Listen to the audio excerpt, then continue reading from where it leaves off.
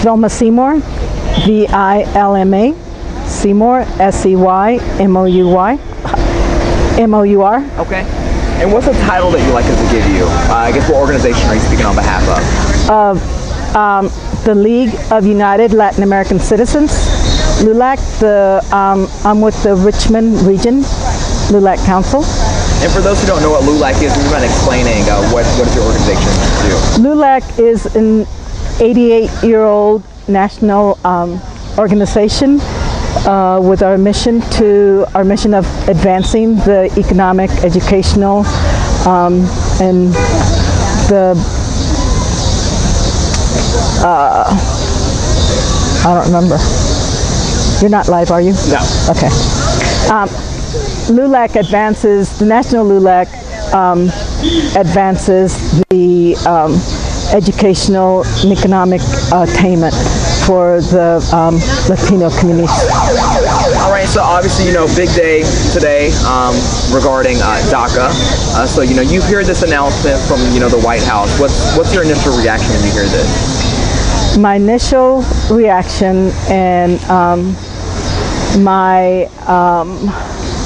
the only word that I can use to explain it, heartbreak,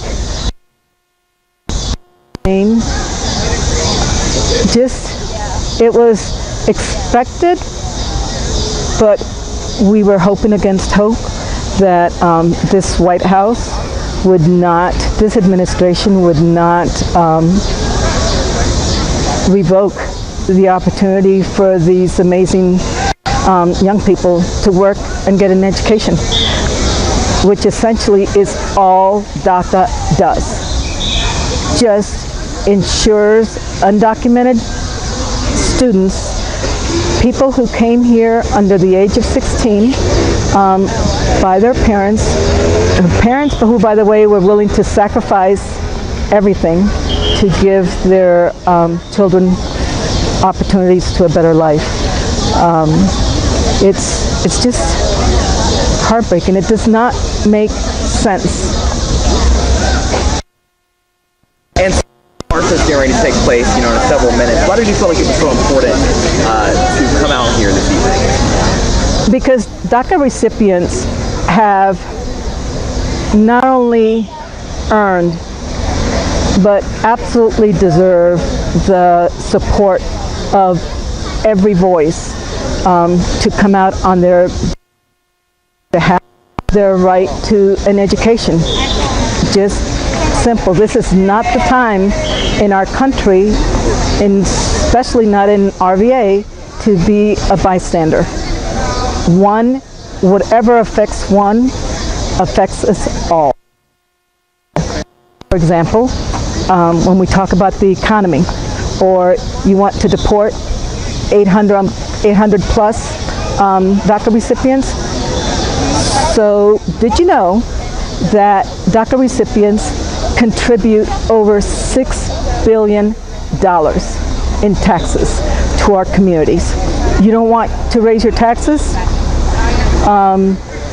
You think that these people are here illegally, taking your jobs, taking your seat at any university? Do some homework. It's so untrue. For your child to get a seat in any school, you either have the GPA or legacy admission or athletic admission. The DACA recipients have to work at least 3 times as hard to accomplish that same GPA plus work to help support their family. So, obviously, I know Congress has, there's like a 6-month grace period. Are you hopeful that anything could change within that 6-month amount of time? Well, I am hopeful, and the one message, if anything, that I want to make sure gets out there is that vote, that's your voice. So for every congressman, every senator out there who is making promises to their constituents, you better really look at your entire community. You want the Latino support when it comes time for elections. campaigning, then I strongly recommend that now we need you. Our children need you. Anything else you'd like to add? Just the most important thing, your voice needs to be heard, and it's heard at the polls, so vote. Anybody and everybody who feels outraged, please, this is the time. We need your voice now. Anything you'd like to add? So, Lana, the organizer, is over here. Can I bring her over? Yes. Day Martinez, LANAHEATH, space DE, space MARTINEZ. All right, would you mind explaining what the title is like? I'm the Welcoming All Coordinator of the Virginia Interfaith Center for Public Policy. All right, would you mind explaining what's getting ready to take place in the next few minutes? Sure, this is a grassroots movement that's happening right here. The Interfaith Center made an event on Facebook, but the truth is that it was our members who are grassroots people who asked us to create an event and are the energy and power that you see here. Everybody who's here today is here to stand with our immigrant neighbors and brothers and sisters, our family and friends who are under attack. When Attorney General Jeff Sessions this morning rescinded DACA and announced the phase out, many of us immediately felt the impact on our neighborhoods. For me, some of my best friends are DACA holders, and they have small children the same as I do. So thinking about the risk to their families is heartbreaking. It's absolutely heartbreaking. This is cruel, but we also wanted to come together tonight to call on Congress to pass immigration reform. Currently, those who are barred from U.S. citizenship are barred by immigration bars that were put into place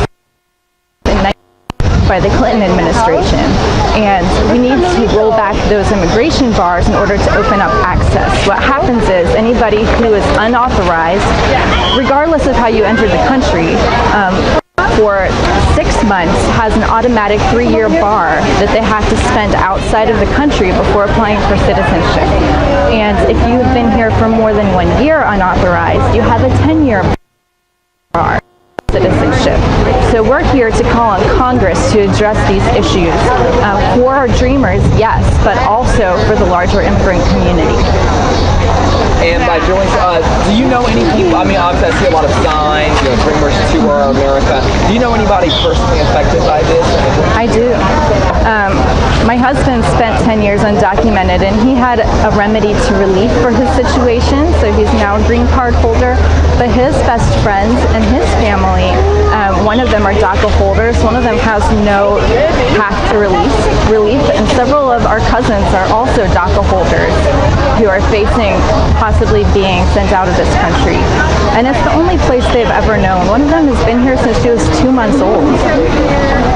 We're going to send her back to a country where she knows nobody, doesn't speak the language, and hasn't lived since she was 2 months old, when she's working and studying and has 2 small children. This just doesn't make sense. Of course, a lot of people they say they come to America to, seek opportunity. What impact would you say, some of these dreamers have, not only on our country, but here in the state of Virginia? Well, over 12,000 people in Virginia are DACA holders. So that's a considerable number of people in the Commonwealth that are affected by this decision. And all of these young people have to be either pursuing higher education or employed or both. So these are the most productive members of our society in economic terms, but also, they're calling for wider spread reform that helps their entire families and communities. So I think that we're seeing right now not only fear from those who are DACA holders, but also growing momentum and power at the base, pushing for widespread reform. Anything else you'd like to add? We need immigration reform. It's the only thing that makes sense for our country. Okay, I'm just going to get a shot of your goal. And it was your organization that put this rally on, correct? Together with the Richmond Peace Education Center, yes. My name is Montague Magruder. I am a candidate for the House of Delegates in Virginia in the 69th District, and I'm here to stand in solidarity with the people who are in opposition to Donald Trump and his administration's decision to end the DACA program, which has been crucial for a lot of immigrants who are trying to flee the oppression of United States foreign policy. I personally support making Virginia a sanctuary state to where every immigrant is protected from ICE raids and what have you, and would prohibit police departments across the state from cooperating with ICE. And that's an important protection because there are a lot of people here in Virginia, I believe about close to 50,000 people in Virginia that benefit from the DACA Act, or the DACA program, and I feel that it's important for us to protect those people, and especially when they're fleeing the result of United States foreign policy.